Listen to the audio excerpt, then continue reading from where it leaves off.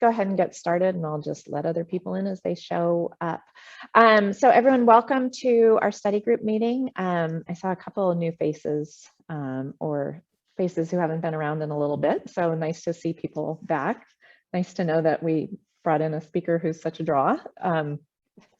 So Cameo Roberson is a business coach for financial advisors, and I've gotten to know her through the NAPFA board, and then our firm used her for some planning and project management, and she was absolutely terrific. And so I'm fortunate that while she has so many groups like XY drawing on her time and inviting her to speak to them, that she was willing to come and talk to us as well. So Cameo, welcome, and I'll let you take it from here.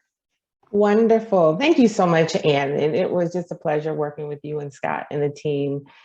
And I'm excited. I'm excited to be here. And I thank you and the team for the opportunity to come and really share what I love doing. And that's helping financial advisory firms really stop dreaming, start doing, and grow profitable businesses by having a plan, right? And really being intentional.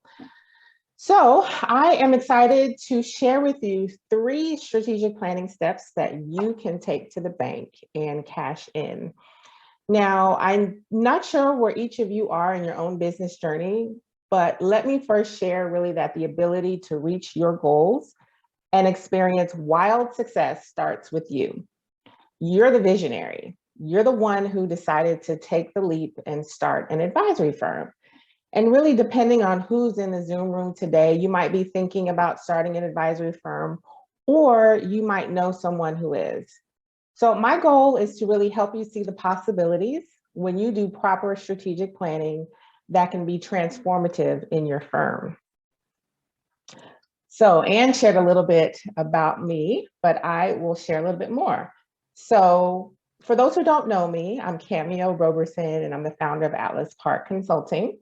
It is a practice management and business consultancy based in Northern California. I'm in Sacramento.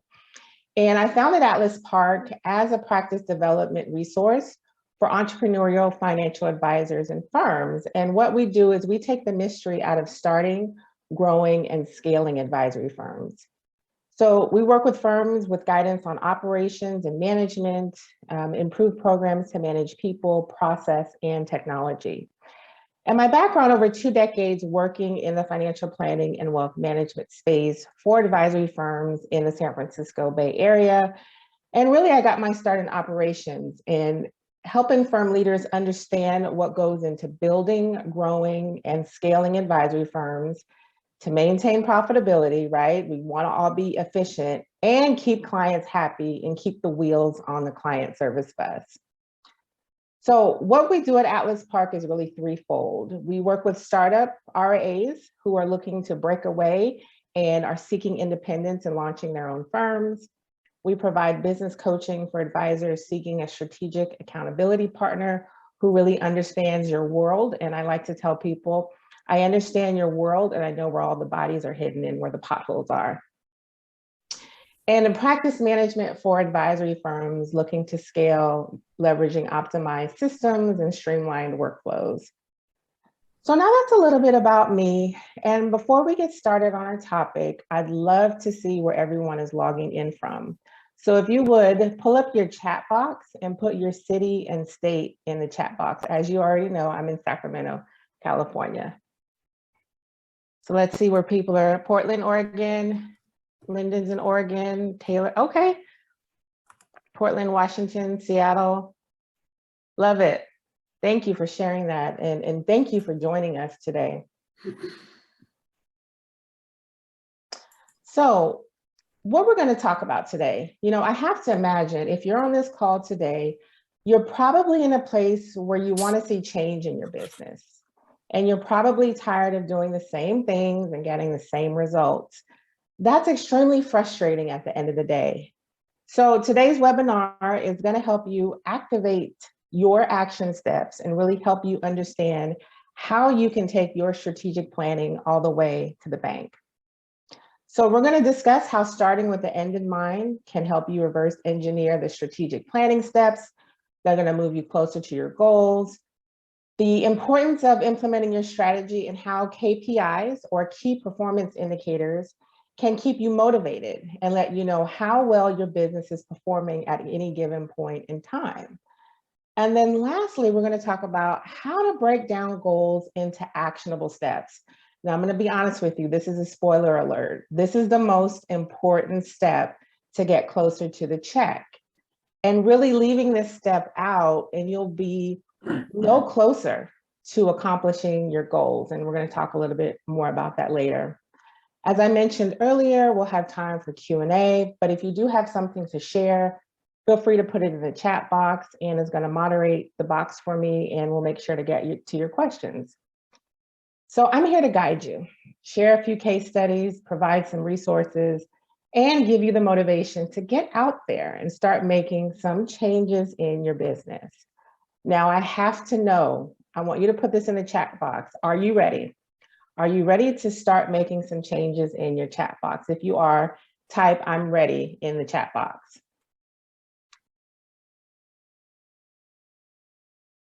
Who's ready? Taylor's ready. Anne, Becky, Jody. Who else is ready? Irene, Diane, Ryan, Lyndon, Katie. Wonderful. Well, let's jump right in. So who remembers playing with Legos growing up? By a show of hands, or say yes in the chat box, right? Legos, everyone knows about Legos. So you may have children or grandchildren now who are fanatics about Legos.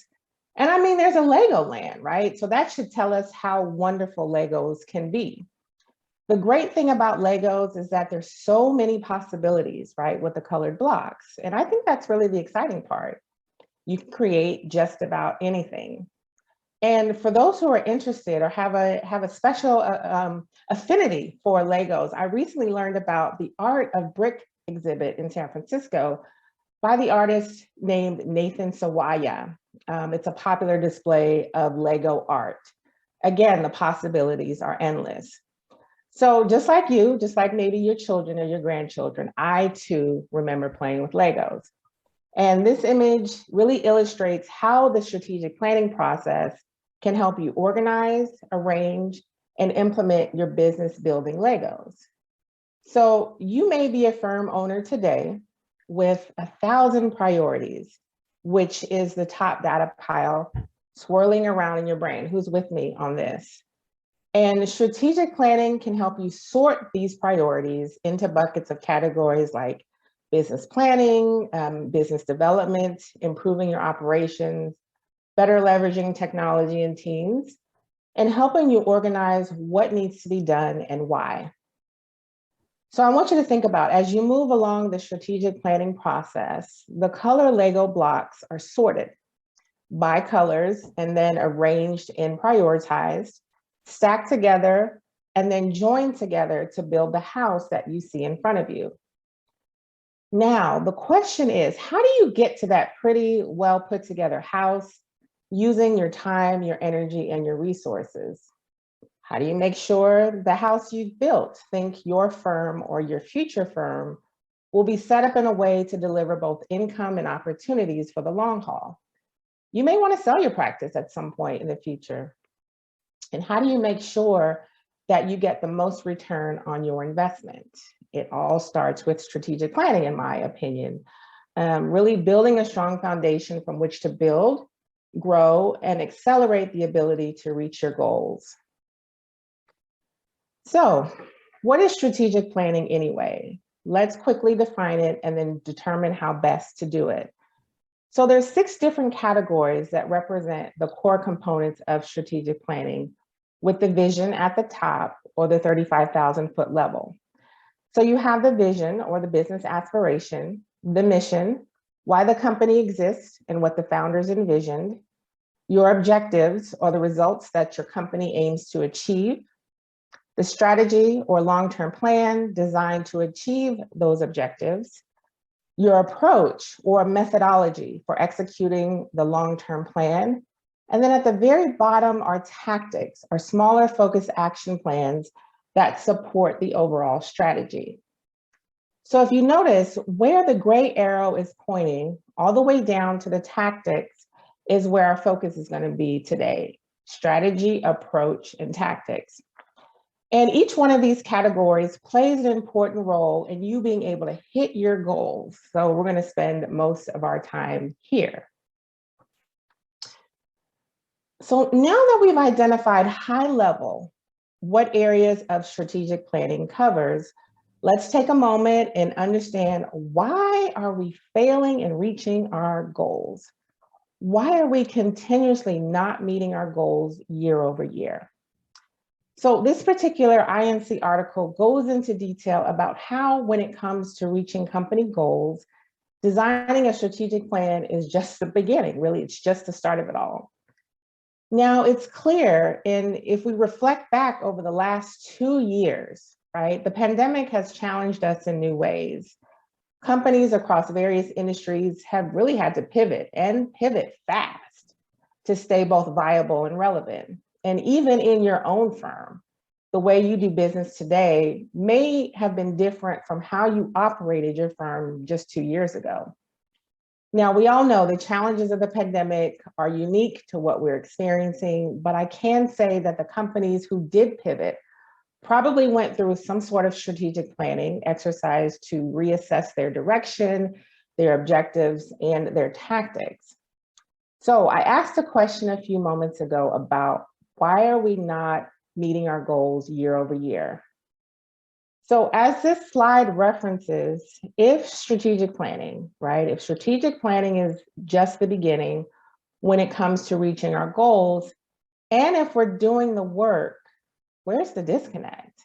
So I ask you, what do you think it is? You can type your answer in the chat box. Why are we not hitting our goals year over year? What do you think it is? Lack of energy, lack of direction. Some shiny new thing come, yeah, that's a big one. Procrastination. Chad gets distracted. I hear you, Chad.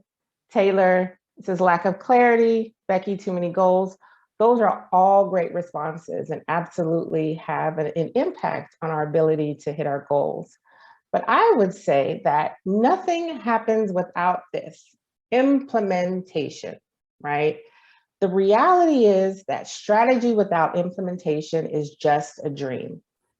The strategic plan will go absolutely nowhere without an implementation plan. And I use this example. Strategy without implementation is like a meal you've prepped but failed to cook. So you can't reap the rewards. So if you think about the time and energy you put into the prep work, shopping for groceries, preparing the food, why would you just let the food sit there uncooked? You wouldn't do that, right? Well, countless businesses have prepped their strategic plans, but have failed to cook them. So I can share this because I personally have been doing a lot more home cooking lately. And the prep part can be a lot, right? The meal prep, going to the grocery store, bringing the groceries in the house, that whole thing can be a whole lot. But when the meal is cooked and I'm ready to eat it, it's all worth it in the end. And so in my opinion, I think what's happened is that a lot of us learned in college and business school how to emphasize the strategic planning process, but have neglected to really learn how to implement the steps that activates real change and growth. So one of the ways I've helped my clients in various engagements is called a business improvement roadmap. It's a custom strategic plan for business owners that covers key areas of their practice, including business development, optimizing operations, as well as building your team and leveraging your human capital. So in this particular roadmap, one of the key areas in the business planning and strategy section is an area called key performance indicators, or KPIs. So as you build and grow, measuring the right KPIs is really vital to the health and success of your business. And using key performance indicators is the best strategy for measuring the successes and failures of your business. And if you take the time to really define and then track KPIs, business owners and managers can get an overview of how their business or individual departments, depending on your firm size, are performing at any given time. So, what information is gained from KPIs or key performance indicators? So firms can use a combination of KPIs in a dashboard to solve problems, tackle opportunities, and really only a handful of KPIs are needed to measure company health. Businesses that track KPIs in categories such as revenue, processes, employees, and customers can find it easier to stay on track and keep their incomes high. And importantly, leading KPIs can help businesses predict what will happen in the future and their future results. So you might be wondering, how is strategic planning and KPIs linked? How are they linked together? So firms that measure the same KPIs every quarter are able to detect patterns in their numbers. And these patterns can be useful to adjust your strategy, right, for the next year. Can help predict slow quarters or expected ramp up periods. Maybe you do surge meetings, and really tracking KPIs, companies can notice more easily when they're in danger. And my goal is to help advisory firm owners be successful in their efforts. But your strategic plan is the roadmap, right? And then tracking KPIs can help you know if you're meeting your goals that you've outlined in your strategic plan, and then also help you to understand if you need to make any adjustments to the tactics that you're using.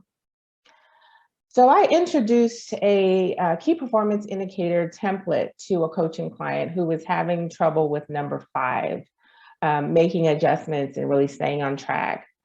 So my client is a solo practitioner in Chicago, Illinois, and has built a lifestyle business and was experiencing okay success with her new client opportunities.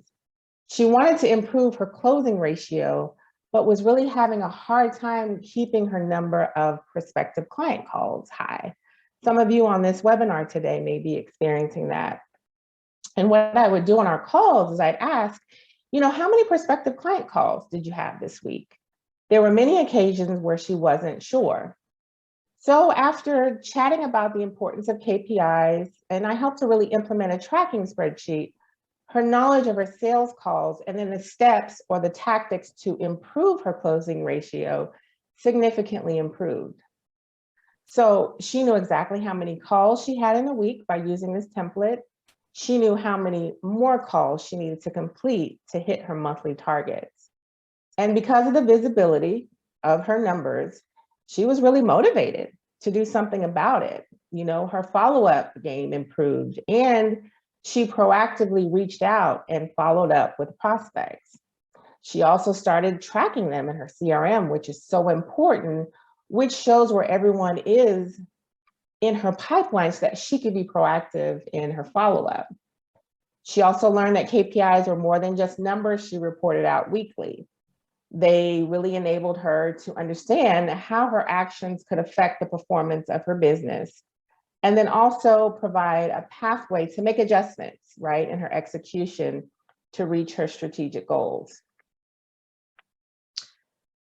So another benefit of tracking KPIs comes in the form of the ability to anticipate trends in your business that will impact your business operations. So I worked with a private wealth advisor, Keith, who works for a large investment company and has been in this role for about 3 years.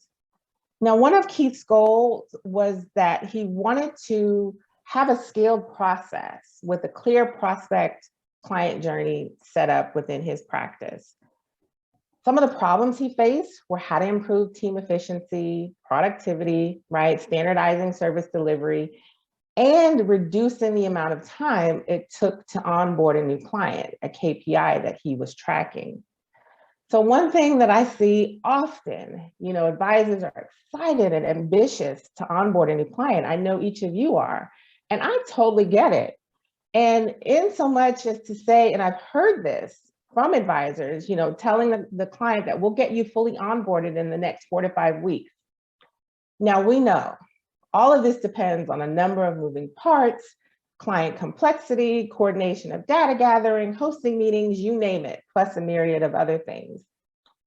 And honestly, this was one of Keith's challenges, which set up the wrong expectations with onboarding a new client. In his particular situation, there were actually multiple departments that touched the new client relationship. Now, the challenge here is Keith was telling this new client, yeah, we'll get you onboarded in 4 to 5 weeks.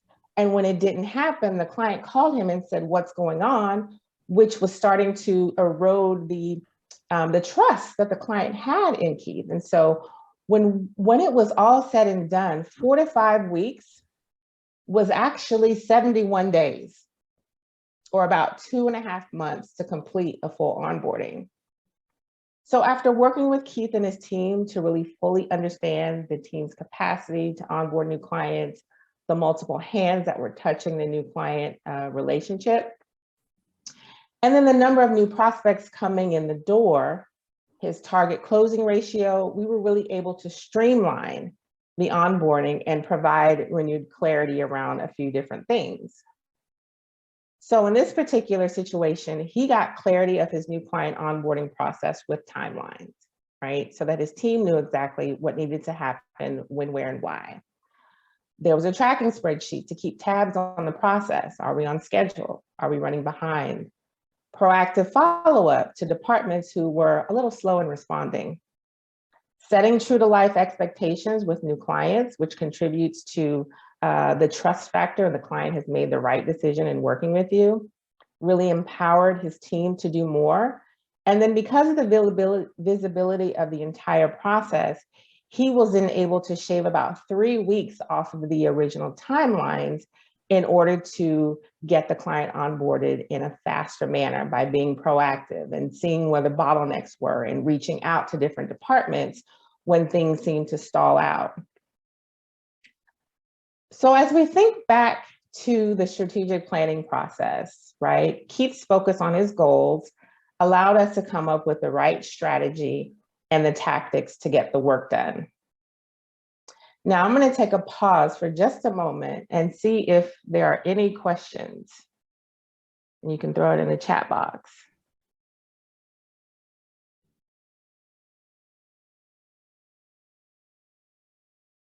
And no worries if there's no questions at this time. We'll keep moving forward. So one of the things that I want to share with everyone, and I've shared a lot up until this point, and you might be wondering, Cameo, now how am I supposed to get this done? What kind of planning do I need to do? And I will challenge you to think about it this way. So let's start with takeaway number 1 in starting with the end in mind. What kind of future do you want to create for yourself and for your firm? And when we start with the end in mind, we're really able to think about the steps needed to reverse engineer our goal. And if you think from the outcome you want to realize and then work your way back.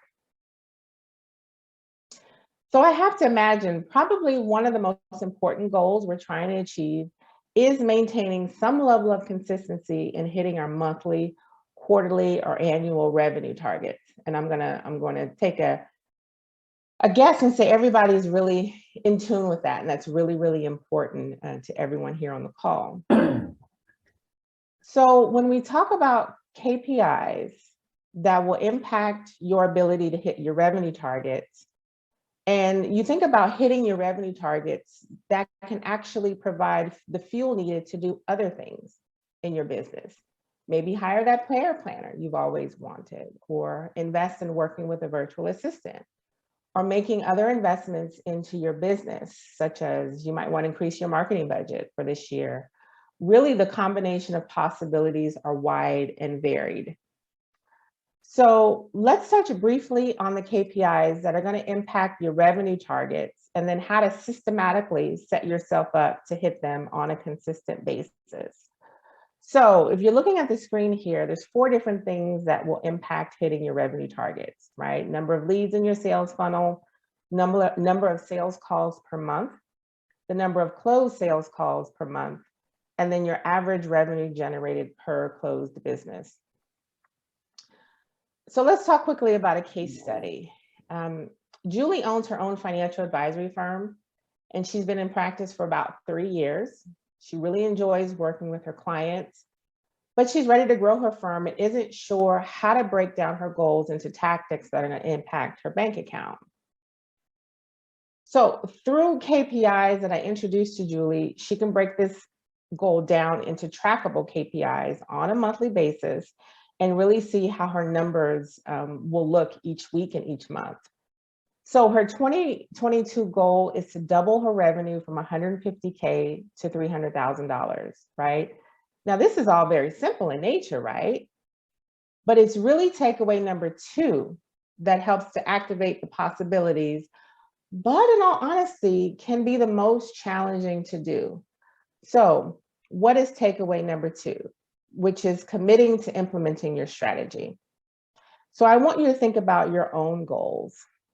How many times have you shifted from one strategy to the next because you didn't see any immediate action or any immediate traction, I should say, in your efforts?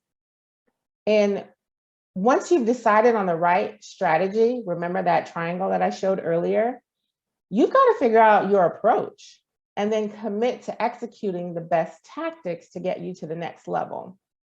So it's like deciding to use social media to increase your brand awareness, but you post, maybe 1 to 2 times a week over a month, and then you stop because you don't see any new clients coming in the door.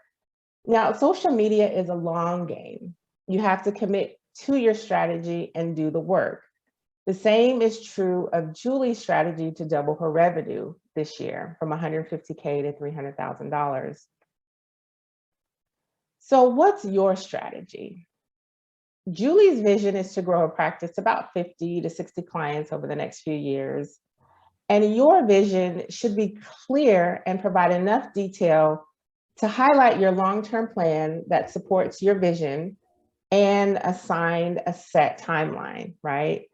A strategy that supports your vision is also going to help keep you focused and avoid situations where you're jumping at the latest opportunity or seeing what another firm is doing and immediately shifting because it looks amazing, or you get a case of the shiny bell in the window syndrome. I know someone had shared that earlier when it comes to the latest technology tool out here. Now, I'm going to give this piece of advice for free.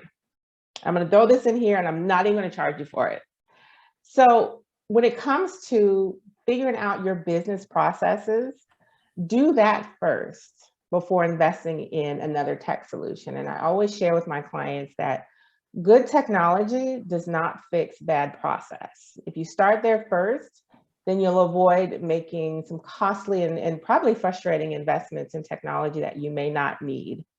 So again, that piece of advice is free, I'm not even going to charge you for it.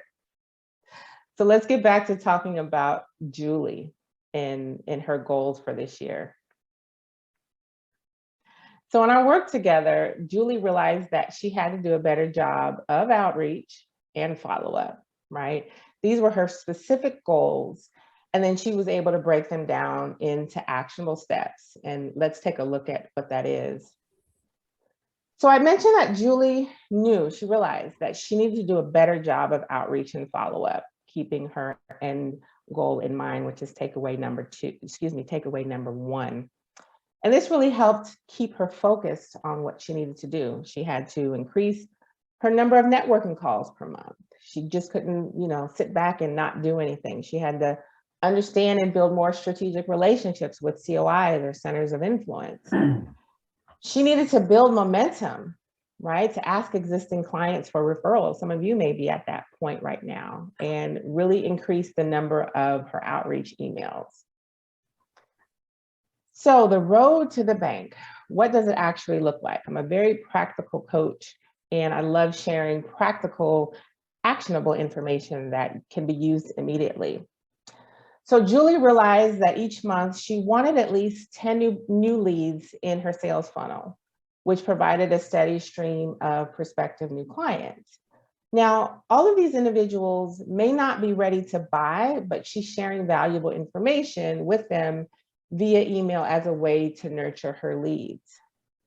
So on one of our calls, Julie determined that if she had 8 sales calls per month and a 50% closing ratio, with the average sales of each new client at $2,500, that would put her on track to hit at least 120K in gross revenue this year. Now, what did the numbers look like? So if she's able to have 4 business sales calls each month, close business with the average revenue of $2,500 per client, then clearly 4 multiplied by 2,500 gives her 10,000 in revenue per month. Now, if she's able to do this each month with some consistency, then she could generate the 120K in gross new revenue for 2022. Now, the beauty is we all know that businesses ebb and flow. So hitting a guaranteed 10K each month is dependent on a number of factors: timing, opportunity, number of leads, etc. But more importantly is the consistent implementation of her strategies, right? She's committed to it. Knowledge of her KPIs, seeing the numbers, right? That really motivates her to do the work. So if we think about it, at minimum, if she's able to hit these targets, she could see that 120K in gross revenue. Now, I know that's about 30K shy of her goal, but increasing her numbers, right? Increasing her numbers of sales calls each month, or having breakout months during the year, can help her catapult her well past her goals. The real lesson here is takeaway number 2: commit to implementing your strategy. Whatever your strategy is, commit to doing it. So what can you do, right? What can you as an individual firm owner do to impact the trajectory of your firm? The choice is ultimately yours, right? And the opportunities are great. Today's presentation has the foundation and the groundwork for you to think about in making changes in your business efforts. What can you do at the beginning of, this first quarter of 2022? What can you do differently that's going to help change the trajectory of your business for the rest of the year? Now, for anyone who's struggling in this area of strategic planning, I encourage you to schedule a call with me so I can share some more insights and ideas possibly to help you get unstuck. So your goal at any point and the ability to take your strategic planning steps to the bank is dependent on having a plan of action and implementing it. We talked about how to build your plan and all the components to strategic planning. Now, if you notice, it's the bottom of the triangle where the dollar sign and the bullseye are. And oftentimes we're caught up in the objectives and strategy that we just fail to make progress. But now that you know the steps, you can take action, and you can take action today. So as we wrap up and get ready for our Q&A period, I want you to start with the end in mind. What is your ultimate vision for your business? And then reverse engineer your goals. I want you to commit to implementing your strategy, the strategy across your firm, whether it's your marketing plan, improving your operations, hiring staff, improving your workflows, whatever it may be, commit to implementing that strategy. And then breaking down the goals into actionable steps. And let your key performance indicators or KPIs really help you figure out where you need to make adjustments and keep you motivated to activating your strategy. So for anyone who wants a KPIs template that you can use to start tracking your key performance indicators, you can do this. So if you grab your phone right now, and what you can do is scan the QR code, hit Inquire Now button, add your contact information, and then just put KPI in the query box. And then what I will do is I will send you a link to download this key performance indicators template, which has a lot of information on it already. You can customize it with your own unique metrics, or you can use it as is. So as we get ready to close up, if you have any questions or you'd like to connect with me, even schedule, an exploratory call, you can visit my website, atlasparkco.com. You can also connect with me on LinkedIn. or follow me at Atlas Park Co on Instagram and Twitter. And for those of you who just scanned the QR code on the previous slide, you now have all of my contact information. And so you can also, reach me through that digital business card as well. So I thank everyone for your time and attention today. I hope you learned something that you can implement immediately. I hope you're inspired to start doing something different in your business. And you now have actionable steps to take your strategic planning all the way to the bank. So with that, I'm going to turn it back over to Ann and see if we have any questions.